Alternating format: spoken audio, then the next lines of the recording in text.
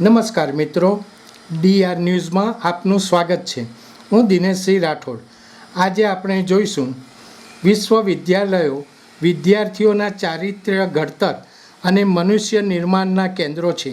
રાજ્યપાલ આચાર્ય દેવવ્રતજી.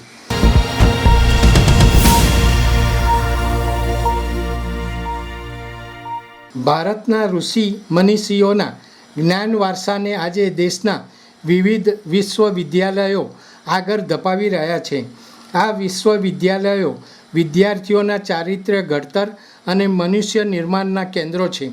રાજ્યપાલ આચાર્ય દેવવ્રતજીએ ભક્ત કવિ નરસિંહ મહેતા યુનિવર્સિટીના તૃતીય પદવીદાન સમારોહમાં દીક્ષાંત પ્રવચન આપતા કહ્યું હતું કે તત્વતઃ જ્ઞાન અથવા શિક્ષણ જ છે જે મનુષ્ય અને પશુ બંનેને અલગ પાડે છે. પ્રકૃતિએ બનાવેલા બંને સર્જનોમાં મનુષ્યની શ્રેષ્ઠતા જ્ઞાનના કારણે જ છે. વિશ્વવિદ્યાલયો આ જ્ઞાન સાધનાના વાહક છે. વિદ્યાર્થીઓમાં જ્ઞાનનો પ્રકાશ પાથરવાનું કામ યુનિવર્સિટીના માધ્યમ થકી થઈ રહ્યું છે. રાજ્યપાલ આચાર્ય દેવવ્રતજીના અધ્યક્ષસ્થાને સોમનાથ મંદિર પાસે આવેલા શ્રી રામ મંદિર ઓડિટોરિયમમાં ભક્ત કવિ નરસિંહ મહેતા યુનિવર્સિટીનો તૃતીય પદવીદાન સમારોહ યોજાયો હતો. આ સમારોહમાં યુનિવર્સિટી સાથે સંલગ્ન કોલેજો અને અનુસ્નાતક ભવનોમાં સ્નાતક, અનુસ્નાતક અને પીએચડીનો અભ્યાસ પૂર્ણ કરનાર 50,323 વિદ્યાર્થીઓને ડિગ્રી, 72 વિદ્યાર્થીઓને સુવર્ણચંદ્રક અને 146 વિદ્યાર્થીઓને પીએચડીની પદવી એનાયત કરવામાં આવી હતી. આ સાથે એક ડીલિટ અને એક ડીએસસીની માનદ પદવી પણ એનાયત કરવામાં આવી હતી. રાજ્યપાલ આચાર્ય દેવવ્રતજીએ દીક્ષાંત ઉદ્બોધનમાં પરાપૂર્વના કર્મબંધનોની વાત કરતાં કહ્યું હતું કે પૃથ્વી પર જ્યારે મનુષ્ય રૂપે અવતાર લીધો છે ત્યારે પરભવના ઋણ ચૂકવવાનો અવસર મળ્યો છે તેમ માનીને ધરતી પર પર્યાવરણનું પ્રદૂષણ અટકે અને ધરતી પહેલાં હતી એવી જ બની રહે તેવું દાયિત્વ દરેક મનુષ્યએ નિભાવવું જોઈએ. કોરોના કાળમાં 1 મહિનાના લોકડાઉન દરમિયાન વગર પ્રયત્નોએ ગંગા જમનાના જળ શુદ્ધ થયા હતા. જંગલો ફરીથી પશુ પક્ષીઓથી ધબકતા થયા હતા. જેનો અર્થ એ છે કે આપણે આપણા વિચારો, સંસ્કૃતિ અને ખાનપાનની આદતના કારણે તેને કલુષિત કર્યા છે. યુનિવર્સિટી દ્વારા મેળવેલા જ્ઞાનના આધારે આ ગરબડને દૂર કરવાની નિતાંત આવશ્યકતા તેમણે આ પ્રસંગે વર્ણવી હતી. શિક્ષણ રાજ્યમંત્રી પ્રફુલભાઈ પાનસેરિયાએ કહ્યું હતું કે આજે વિદ્યાર્થીઓ માટે ડિગ્રી પ્રાપ્ત કરવાનો ઉત્સવ છે.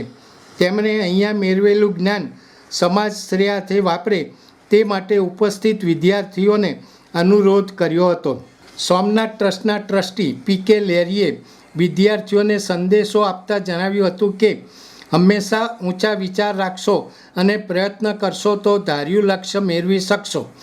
શિક્ષિત બની અને હંમેશા માનવીય સંવેદનાને અનુસરવી જોઈએ. સ્વાગત પ્રવચન કરતા ભક્ત કવિ નરસિંહ મહેતા યુનિવર્સિટીના કુલપતિ ડૉક્ટર ચેતનભાઈ ત્રિવેદીએ જણાવ્યું હતું કે પ્રથમ જ્યોતિર્લિંગ એવા ભગવાન સોમનાથના આંગણે આ સમારોહ ઉજવાઈ રહ્યો છે, જે આપણા સૌ માટે ગર્વની વાત છે. આ સાથે તેમણે યુનિવર્સિટી દ્વારા કરવામાં આવેલા શૈક્ષણિક કાર્યોની વિગતો રજૂ કરી હતી.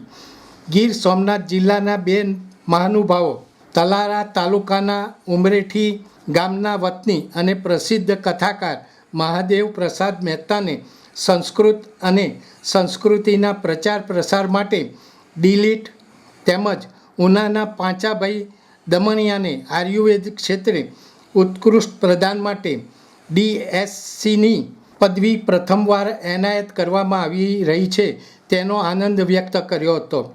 ઉલ્લેખનીય છે કે ભક્ત કવિ નરસિંહ મહેતા યુનિવર્સિટીના તૃતીય પદવીદાન સમારોહમાં 72 વિદ્યાર્થીઓને સુવર્ણચંદ્રક અને 146 વિદ્યાર્થીઓને પીએચડીની ડિગ્રી સહિત 50,323 વિદ્યાર્થીઓને પદવી એનાયત કરવામાં આવી હતી.